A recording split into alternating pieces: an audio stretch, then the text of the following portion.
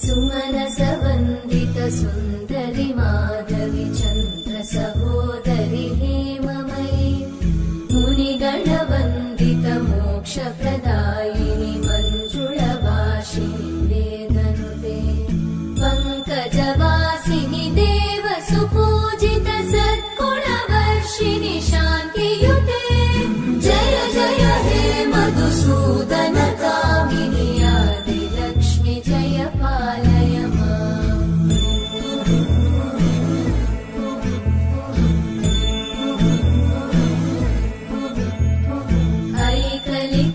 ऐकलिकल्मषनाशिनि कामिनि